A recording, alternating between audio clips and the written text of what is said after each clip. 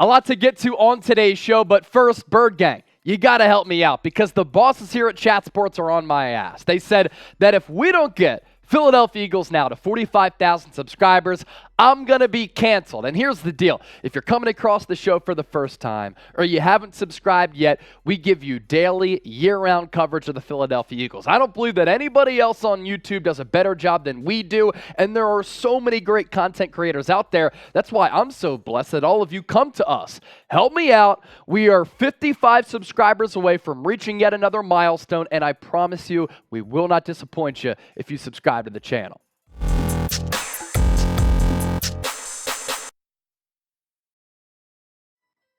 Welcome into Philadelphia Eagles Now by Chat Sports. Chase Senior here with you. Happy Monday to everybody tuned in. And no matter where you are, how you're rocking with us, we appreciate you for being a part of the show. Going to start off today's program with some roster news for the Philadelphia Eagles as they have released Andre Chachere.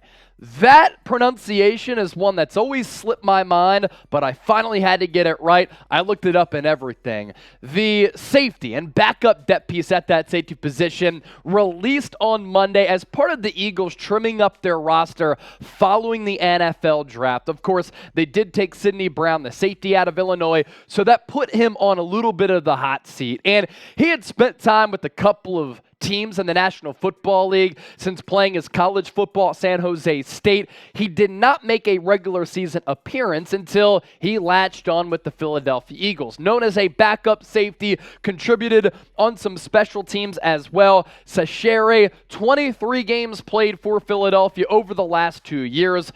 A combined 20 tackles, 1 tackle for loss, 0 pass breakups. Flashed a little bit last preseason. That's why he made the 53-man roster, but it looks as though his time with the Bird Gang going to come to an end. And it is easy to see why, right? You lose C.J. Gardner-Johnson, you lose Marcus Epps. Your 2 starting safeties from that team that made it to the Super Bowl are gone. Now, I do think that Howie Roseman has done a good job in adding depth, in adding quality players, also rejuvenating that room to a certain degree and replenishing it with a young player like Sidney Brown. As of right now, this is my read for who is going to start at safety for Philly this year. It's going to be Terrell Edmunds, who crosses Pennsylvania from Pittsburgh, signs with the Eagles. I think he's due for a solid year. He can play in the box a little bit.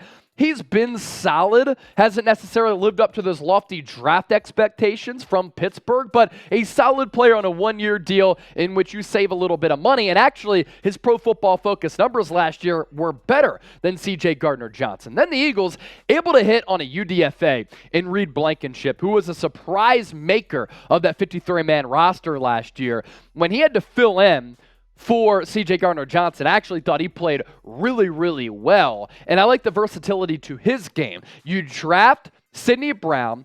Kevon Wallace did not miss a tackle last year. He wanted to point that out on Twitter because maybe he's feeling the heat with his roster status as we peek ahead to 2023. And then you brought in Justin Evans, a former second-round pick. So there are players here in Edmunds, in Evans, and now Brown, players who do have some pedigree. And actually, Sidney Brown was the highest safety taken by Howie Roseman since Wallace was taken out of Clemson a couple of years ago.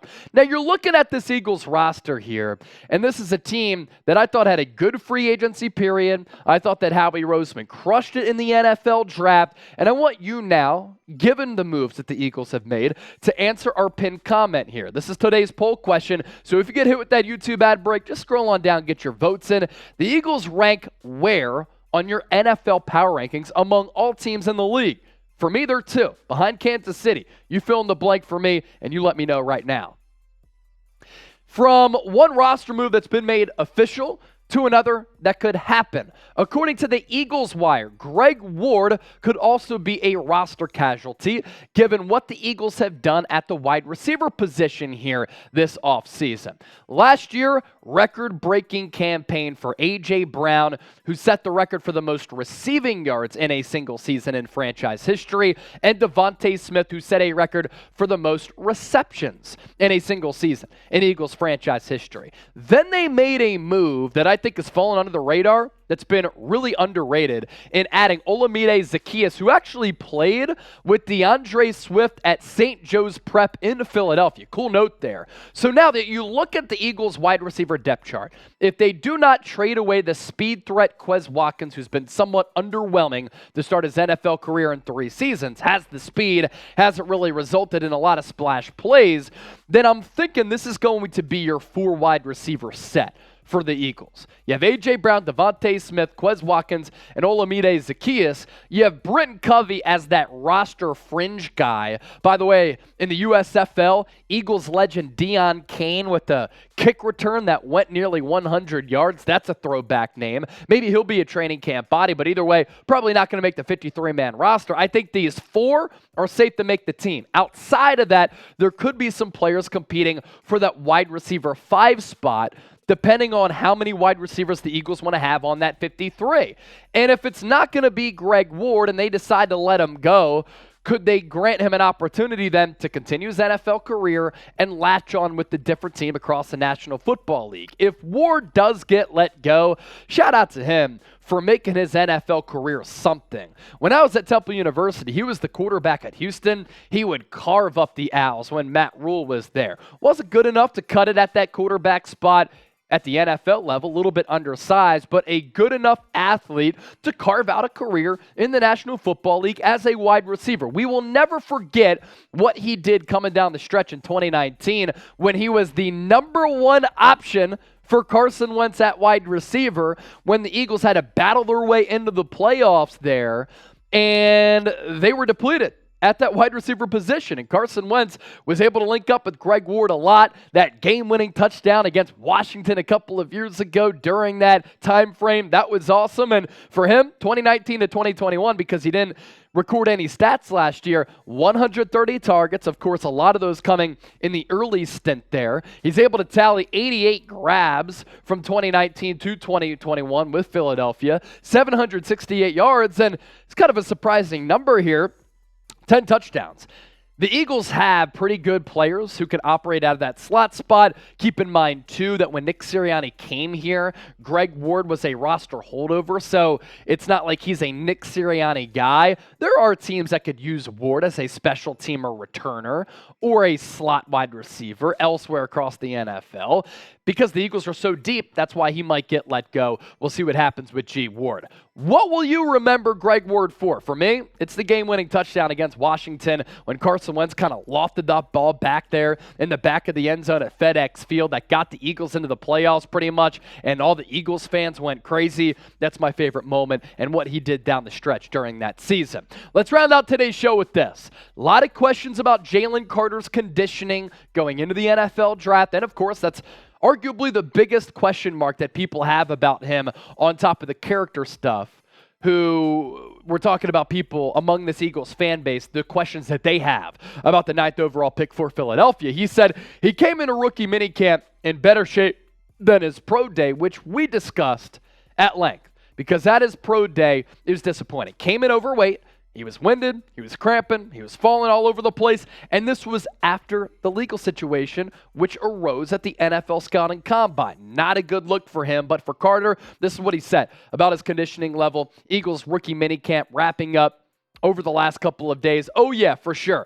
I made sure my conditioning level is a lot higher. It was just me. I felt conditioned, but I guess I wasn't, and that was just on me. I should have conditioned a little bit more or a lot more before the pro day. Now, of course, Jalen Carter is going to say that he's in shape. He knows, and he's been advised, I can guarantee you this, by his agent Drew Rosenhaus at the Philadelphia media, a little bit difficult to deal with. So say all the right things right now and don't give them ammunition to load up the chamber and pepper you with a bunch of questions, right? So, of course, Jalen Carter is going to say he's in shape. Why would he say, yeah, I'm out of shape, right? Come on now. Now, this is what Nick Sirianni said about his rookies and their conditioning level. I think what you'll see when we're going out there is that we're trying to get everybody back into shape, football playing shape. These guys have been in hotels. They've been on pre-draft visits. They've been getting ready for pro days. They've been getting ready for the NFL Combine. So to say that any of them are in really good football shape and they're ready to play a game tomorrow, I would say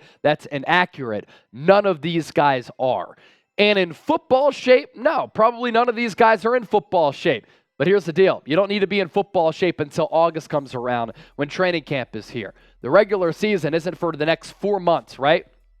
So up until that point, it's up to Jalen Carter to diffuse the situation and not have anybody concerned about his conditioning level. If he comes into training camp overweight, out of shape, then it becomes a problem. Why is it a problem? Because that then becomes a pattern. Way too early to hit the panic button on this particular subject. We will see, though, and the pressure's on because Jalen Carter, all eyes are on you. It's that bird's eye view. Will Jalen Carter make an impact as a rookie? When you're drafted number 9 overall, and the Eagles lost to Javon Hargrave, and Fletcher Cox is getting a little bit older, and Jordan Davis is going into year 2, opportunity is there for him to be a dog in year 1. Why for yes and for no? Bird Gang, comment down below. Appreciate y'all for watching, and don't forget to subscribe.